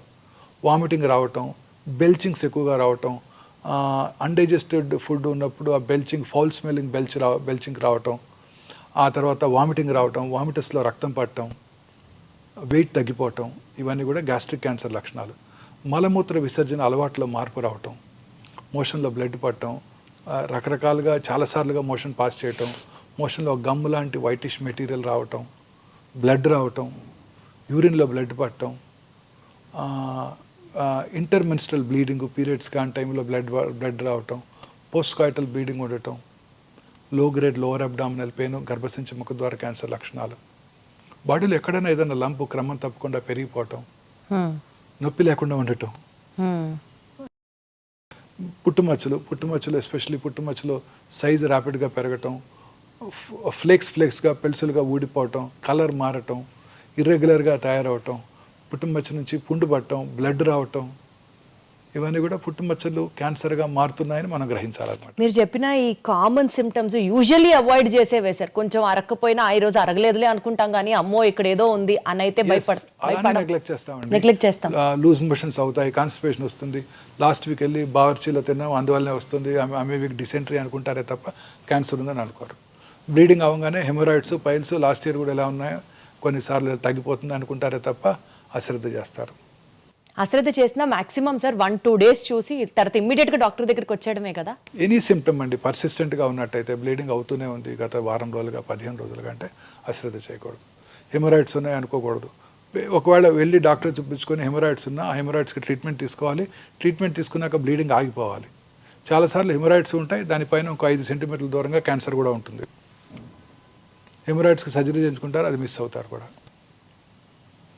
సార్ ఇప్పుడు క్వశ్చన్ ఏంటంటే, క్యాన్సర్ రాకుండా ఉంటే మనం ఏం చేయాలి సార్? మానసికంగా ప్రశాంతంగా ఉండాలి, సంతోషంగా ఉండాలి, రిఫైన్డ్ ఫుడ్స్ ఎక్కువగా తీసుకోకుండా ఫ్రెష్ ఫ్రూట్స్, వెజిటబుల్స్, గ్రీన్స్ రెగ్యులర్గా తీసుకుంటూ, రెగ్యులర్గా సన్ బేదింగ్, సూర్యరశ్మికి ఎక్స్పోజ్ అవుతూ, రెగ్యులర్గా ఎక్సర్సైజ్ చేస్తూ, లీన్ బాడీ మాస్ మెయింటైన్ చేస్తూ, దూరాలవాట్లకు దూరంగా ఉంటూ, ప్రాసెస్డ్ ఫుడ్స్కి, జంక్ ఫుడ్స్కి దూరంగా ఉంటూ, ప్రశాంతంగా సంతోషంగా నిద్రపోయినట్టయితే క్యాన్సర్ నుంచి దూరంగా ఉండవచ్చు. సార్ వారానికి 7 రోజులు 7 అలవాట్లు చెప్పండి సార్ మీరు, సో దట్ రోజుకి ఒక అలవాటు చేసుకున్నా ఆ మొత్తం వారం అదే అలవాట్లు ప్రాక్టీస్ చేస్తూ మన లైఫ్ స్టైల్గా మార్చుకుంటే క్యాన్సర్ని మనం ప్రివెంట్ చేయొచ్చు అంటే ఏం చెప్తారు సార్? ఇప్పుడు చెప్పిన అన్ని ఎవ్రీ డే వన్ కొత్త హ్యాబిట్ నేర్చేసుకోవటమే. Wonderful sir. సార్ ఆడియన్స్కి ఒక piece of advice from your end, క్యాన్సర్ని దూరంగా పెట్టడానికి కావచ్చు, క్యాన్సర్ మీద అవగాహన రావడానికి కావచ్చు, మీరు ఇచ్చే సలహా ఏంటి సార్? ఏ చిన్న సిమ్టమ్స్ని కూడా అశ్రద్ధ చేయొద్దు. మన బాడీలో వచ్చే ప్రతి మార్పుని గమనించండి. మీ దగ్గరలో ఉన్న మీ ఫ్యామిలీ ఫిజిషియన్ని కలవండి, ఆంకాలజిస్ట్ని కలవాల్సిన అవసరం లేదు. మీ ఫ్యామిలీ ఫిజిషియన్ దాన్ని కరెక్ట్గా ఐడెంటిఫై చేసి అది రిపీటెడ్గా వస్తున్నట్టయితే వారే ఆంకాలజిస్ట్కి రిఫర్ చేస్తారనమాట. ప్రశాంతంగా ఉండండి, మానసికంగా ధైర్యంగా ఉండండి, మంచి ప్రాపర్ ఫుడ్ తీసుకుంటూ, ఫ్రెష్ ఫ్రూట్స్, వెజిటబుల్స్ రెగ్యులర్గా తీసుకుంటూ, రెడ్ మీట్, ప్రాసెస్డ్ ఫుడ్స్ తక్కువగా తీసుకుంటూ, ఫ్యాటీ ఫుడ్స్ బయట దొరికే ఫుడ్స్ తక్కువగా తీసుకుంటూ, రెగ్యులర్గా ఎక్సర్సైజ్ చేస్తూ, ముఖ్యంగా సన్లైట్కి ఎక్స్పోజ్ అవుతూ, లీన్ బాడీ మాస్ మెయింటైన్ చేయండి. దూరాల వాటికి ఖచ్చితంగా దూరంగా ఉండండి. సార్ అసలు ప్రశాంతంగా ఉండండి అని ఇంత ప్రశాంతంగా చెప్తున్నారు కదా సార్. మీకంటే డెఫినెట్లీ వర్క్ ఈజ్ వర్షిప్ అనుకుంటారు కాబట్టి ఇక్కడికి వస్తారు, హాస్పిటల్లో ఉంటారు, మీకు అదే ప్రశాంతత అనుకుందాం అన్ని సార్. బాధలు మర్చిపోతాను. అన్ని బాధలు రోజుకి 18 hours పని చేస్తాను, అన్ని బాధలు మర్చిపోతాను. సార్. కానీ మీరు హ్యాపీగా ఉండడానికి డెఫినెట్లీ మీ ఫ్యామిలీ సపోర్ట్ కూడా ఎంతో కొంత ఉంటుంది కదా sir. All of them great support అండి. మీ ఫ్యామిలీ గురించి చెప్పండి sir. My wife she is always here only. నాకు లంచ్ తీసుకొని వస్తారు, అదే మీ హ్యాపీనెస్ కి కారణమా సార్? నాతోనే ఉంటారు ఖచ్చితంగా. రోజంతా ఈవినింగ్ వరకు ఉంటారు. మళ్ళీ డిన్నర్ టైం వరకు డిన్నర్ చేసుకున్నాక వెళ్ళిపోతాం. ప్రశాంతంగా ఉంటాం. అసలు ఏ ప్రాబ్లమ్స్ లేవండి, చీకు చింత లేకుండా ఉంటాం. చాలా సార్లు అదే పాయింట్ ఎంఫసైజ్ చేస్తున్నారు కానీ చాలా హ్యాపీగా ఉంది సార్. సార్ ఫైనల్గా ఒక్క మాట చెప్పండి సార్, మీ డ్రీమ్ ఏంటి sir? I achieved everything whatever I wanted. I don't have any more dreams. I'm happy. హెల్దీగా ఉంటే చాలు. ఒక చిన్న పీడియాట్రిక్ హాస్పిటల్ కట్టాలని ఒక కోరిక ఉంది. అంటే పిల్లల్లో వచ్చే క్యాన్సర్స్ ఇందాక మనం డిస్కస్ చేసాం, క్యూర్ అయిపోతాయి. సో చాలామంది పిల్లలకి ట్రీట్మెంట్ అందకుండా ఉంటుంది. ఒక హాస్పిటల్ కట్టి ఆ హాస్పిటల్లో డాక్టర్ ఛార్జెస్ ఉండవు, ట్రీట్మెంట్కి మనం ఇచ్చే ఛార్జెస్ ఉండవు, ఇన్వెస్టిగేషన్ ఛార్జెస్ ఉండవు, బెడ్ ఛార్జెస్ ఉండవు. ఓన్లీ మెడిసిన్స్కి మాత్రమే ఛార్జ్ చేస్తాం. అది మెడిసిన్స్ కూడా ప్రిఫరబుల్లీ ఏదో కంపెనీ ద్వారా తెప్పించుకోవడం. చాలామంది డొనేట్ చేయడానికి రెడీగా ఉన్నారు. అలాగే ఆయుష్మాన్ భారత్, ఆరోగ్యశ్రీ ద్వారా ఆ మెడిసిన్స్ తెప్పించుకొని మనం ఫ్రీగా ట్రీట్మెంట్ ఇవ్వగలగాలి. ఇది ఒక హాస్పిటల్ క్రియేట్ చేయాలని నాకు ఒక కోరిక ఉందండి. ఖచ్చితంగా 1-2 yearsలో చేసేయగలుగుతాను. అది తదాస్తు సార్, మీరు చేయగలరు, మీరు మాత్రమే చేయగలరు అని ఎందుకంటే అనుకుంటున్నాం వాళ్ళకి కనుక ట్రీట్ చేసామంటే వాళ్ళు నెక్స్ట్ 50-60 years బతికేస్తారు హ్యాపీగా. మనం గుర్తుపెట్టుకుంటారు. ట్రీట్ చేసాము, అతను బ్రతికాడు, ఆ పిల్లవాడు బ్రతికి పెద్ద డాక్టర్ అయ్యాడో లేకపోతే పెద్ద ఇంజనీర్ అయ్యాడోనే మనకి సంతృప్తిగా కూడా ఉంటుంది. పిల్లలకి ట్రీట్మెంట్ ఇస్తే చాలా హ్యాపీగా ఉంటుంది అనమాట. సో ఇది ఒక్కటి చేయాలని నా కోరిక అండి. ఖచ్చితంగా చేస్తాను. ఖచ్చితంగా చేస్తారు సార్. ఆ దేవుడు మీకు మొత్తం పవర్ ఇవ్వాలి to achieve all your dreams అని. Any kid walking into this hospital should get free treatment.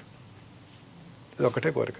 అద్భుతం సార్. సార్ ఆ దేవుడు మీకు మొత్తం పవర్ ఇచ్చి మీరు అనుకున్న డ్రీమ్ అది నెరవేర్చి చాలా మంది చిన్నారుల్లో క్యాన్సర్ని నివారించడం, అరికట్టడం, వాళ్ళ యొక్క ఫ్యూచర్ లైఫ్ స్ట్రాంగ్గా ఉండాలని ఆ శక్తి దేవుడు మీకు ఇవ్వాలని మనస్ఫూర్తిగా కోరుకుంటున్నాం sir. Thank you so much sir. One of the interviews which enlightened me so much on this subject is thank you so much sir for that. Thank you, madam. And for more videos, Please subscribe to iDream. Please subscribe to iDream. Please subscribe iDream. And please subscribe to iDream. For more videos, subscribe to iDream. please like, share and subscribe to the channel. Congratulations, iDream. Subscribe to iDream. Subscribe to iDream. So subscribe to iDream Media. iDream ki iDream team andarki huge congratulations. Please subscribe iDream Media. Please subscribe to iDream. Subscribe iDream. Please subscribe to iDream. iDream అంటే నా కళల ఛానల్ను subscribe చేసుకున్న నోరు తిరుగుతలేదు. మీరైతే గంట గుర్తు కొట్టండి. For more such videos, please subscribe to iDream. Subscribe to iDream. Please subscribe to iDream. Please subscribe iDream Media. Please do subscribe to iDream. Please subscribe to iDream Media. For best entertainment and information, please subscribe iDream. And don't forget to subscribe to iDream.